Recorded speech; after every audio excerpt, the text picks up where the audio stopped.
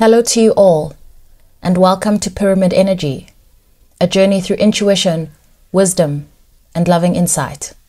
My name is Gontse. If you've journeyed with me before, welcome back, and thank you all for being here with me. I'm recording this on the morning of Tuesday the 17th. It's 2025, and the reason why I'm starting this message this way is because this is a difficult topic. I didn't think I would bring it here, but I've started noticing that thoughts around this and feelings around recent events on the globe are affecting my throat. And I realize how much I love this channel. And while some topics may be really difficult to broach, I risk staying silent for an extended period out of avoiding it. It's funny because when I shared the video that I shared recently around, finding your form of expression and all of that, one of the things I mentioned is a growing interest in geopolitics. And it's hard to understand why. But as I sit with the things that have come up for me in the last, let's call it, I'll just say 2 years, I find myself observing events more through this psychological lens. There's a lot that I share here, I suppose, from an individual level and also a collective level amongst this collective. But then there's also collective energy on the globe. And I'm remembering now that I recently shared a sort of a divide. If I recall correctly, it's a disintegration, a dissolving of a divide in terms of awareness. Yes, it was around awareness deepening on the end of those of us that are awake, and almost like a distorted, a deepening of distortion amongst those that are not yet awake. And then it's coming back to me, and then in between, those that are, I'll call it semi-awake, and I mentioned that all it would take is one tower, because those people that are semi-awake, while they feel like they're on the fence and semi-awake, they're already awake and they're just going through the phases of awakening.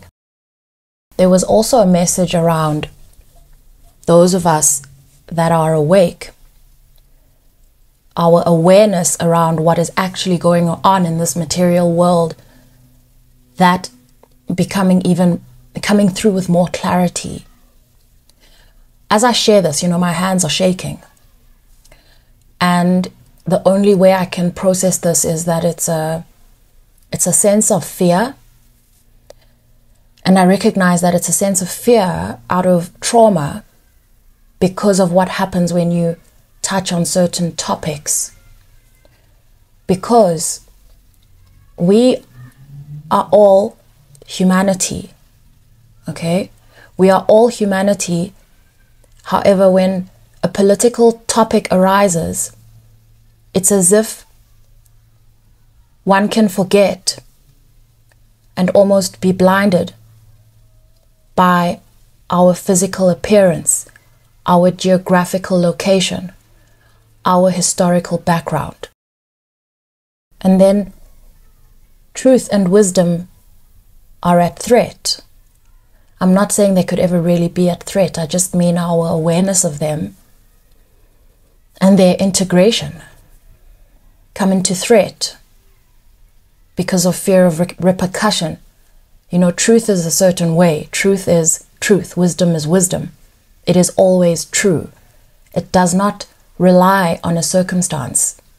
It is always true.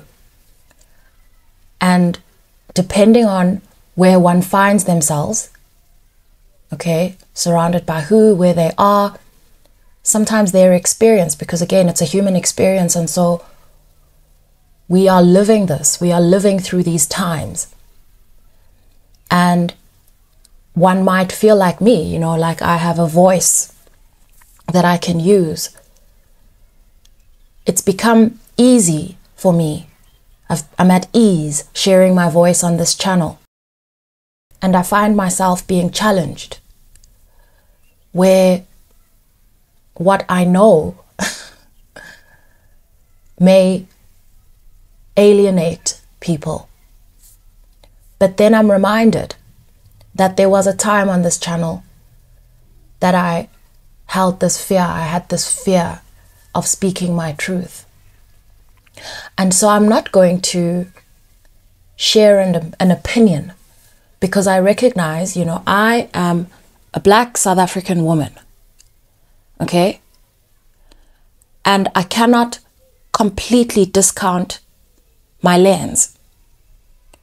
However, more and more, and through connecting with this audience, I recognize something bigger and stronger that lives within me and that I speak on the behalf of as well. Something that is not limited by a skin color, a gender, anything. And it's this part of myself, it's my spirit, that leads me to areas that intrigue me. There are events around the world that happen outside of my awareness, outside of my interest, outside of my intrigue. But I have made a decision to not feel pressured to understand absolutely everything about the world. I cannot. That doesn't mean that when my intuition speaks to me, that I will not be challenged and risk dishonoring it. And so I actually don't know if I'm going to post this. As I set up my mic and set up my laptop to open this container, Spirit said, don't speak to post. Let's start by allowing your heart to stay open. Opening your throat, keeping your throat open, and most importantly, keeping your third eye open. Because I was starting to create somewhat of a blockage in my channel by trying to suppress what I'm feeling and what I'm sensing into. This is a very difficult topic to discuss. South Africa is a very cosmopolitan country, okay? We love to refer to it as the Rainbow Nation.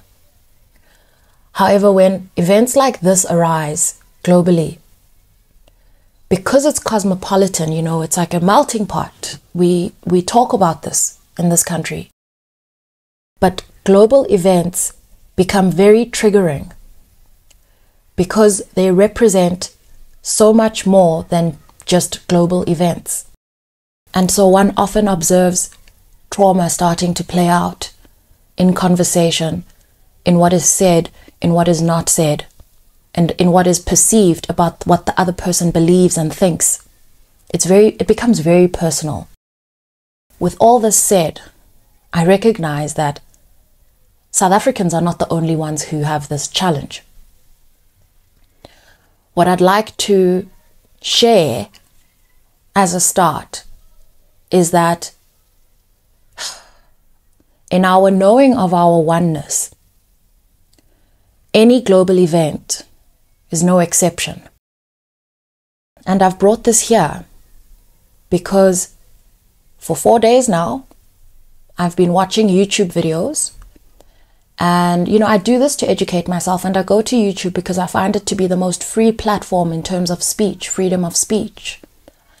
And because it's not as regulated as traditional media, one is able to be more mindful about how they balance what they take in. And so I have been looking across various perspectives, various views, and listening to these views, you know, like various views from various places, you know, to keep me honest and to keep me balanced. Where I felt compelled to comment in the comment section, I've seen the comments that are shared. And more I'm finding that I want to comment from a place of wisdom rather than of my position as Gontse, as, you know, who I am seen to be in this physical life. And I want to say that what's been happening so far, as I engage with comments that align with my truth, and even as I share my truth, I find myself being met with a fair amount of projection, of trauma. This is including people saying, you know, you shouldn't say that, be careful of this, be careful of that. These are people that aren't completely familiar with my world here on Pyramid Energy. This understanding that allowing your voice to be silenced is a form of trauma, which I would rather work through than bypass. I have also been met with judgment. I was called a number of things, which I don't want to share here because, again, that would be more reflective of a stance rather than wisdom. I'm human. And so, where I will take this is, while I was commenting on one of the political videos that I came across, something came up for me because the gentleman who hosts this podcast said, please share your views on how you feel things will unfold.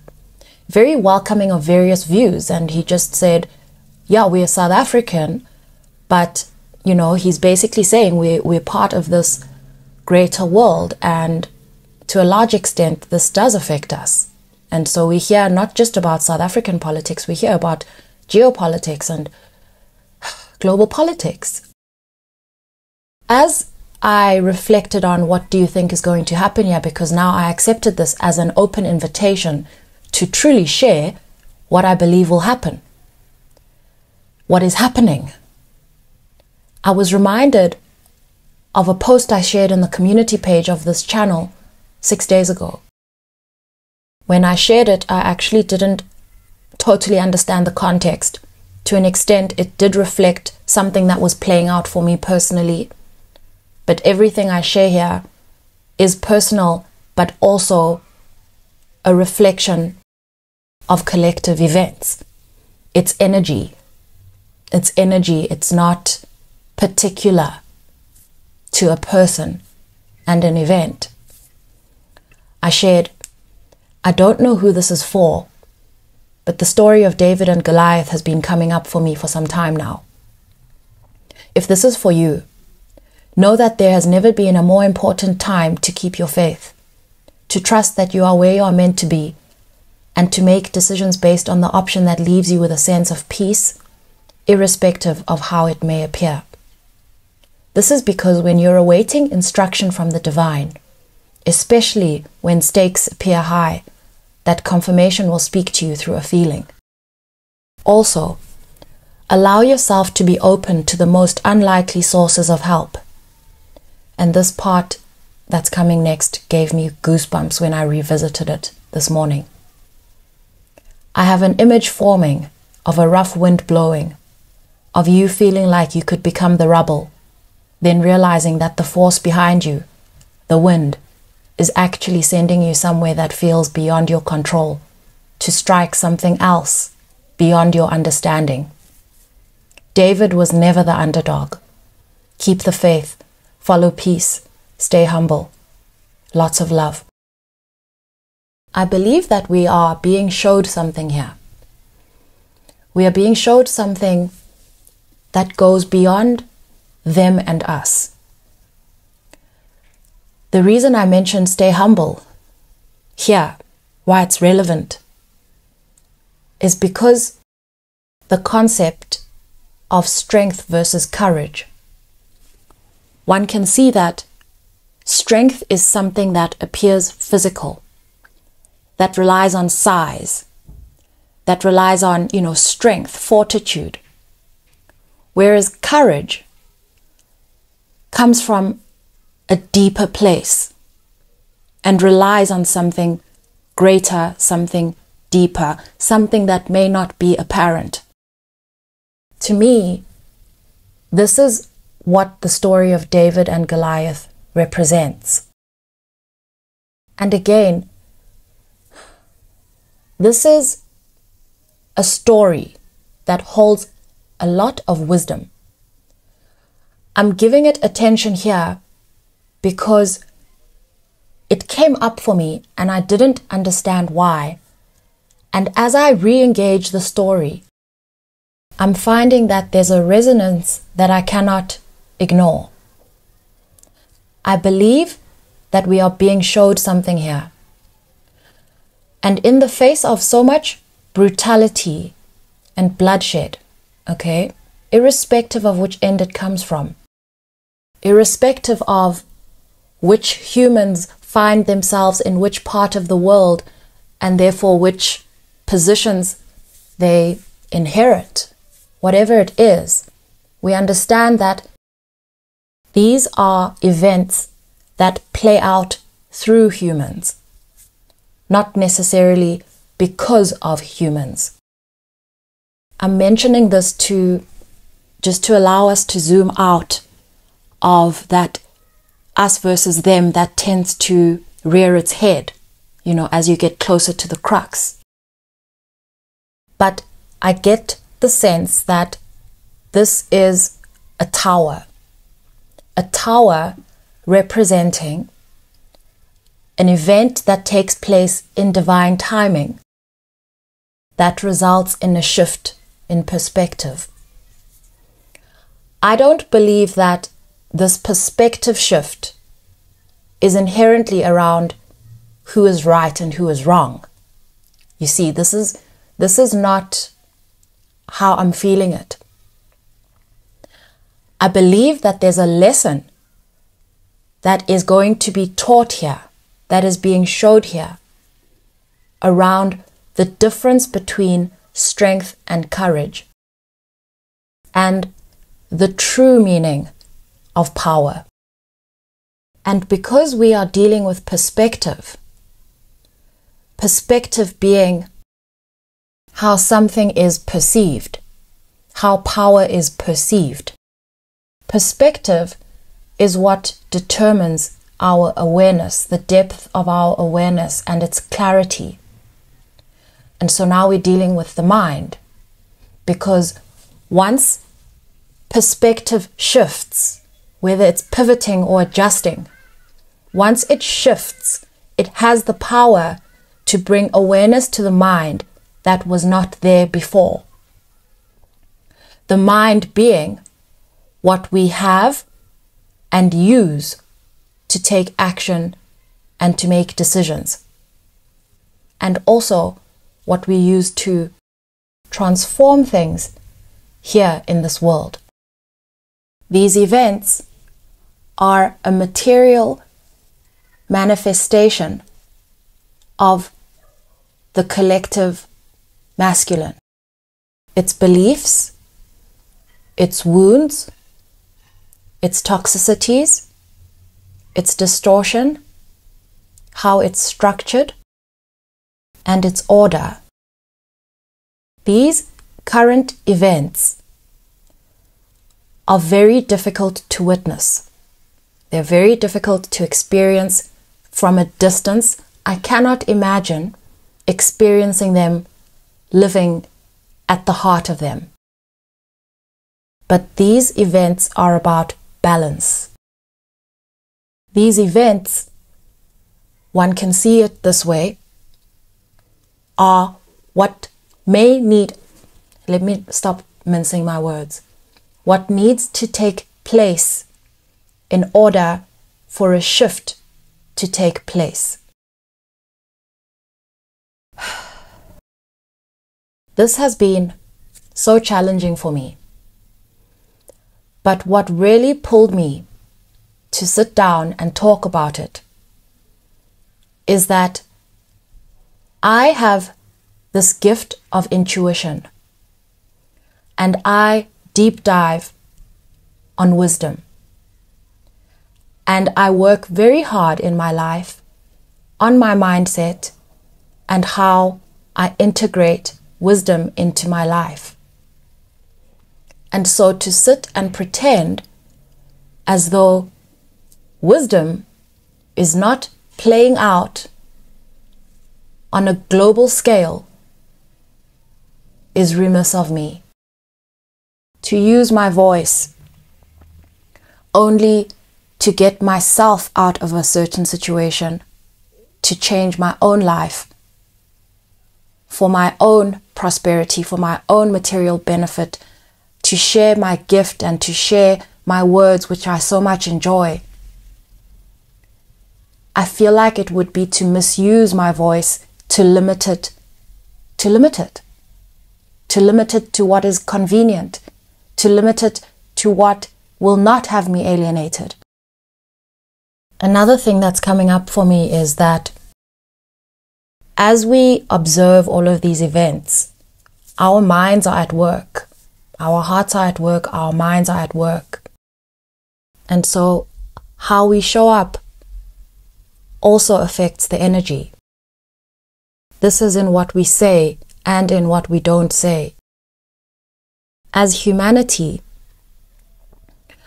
how we show up, again, in terms of what we say and what we do not say, it's important not to separate ourselves as being part of the earth. And I don't believe that it is beyond nature to intervene on what is going on this earth. I don't believe we know how things are going to play out. I don't believe we know.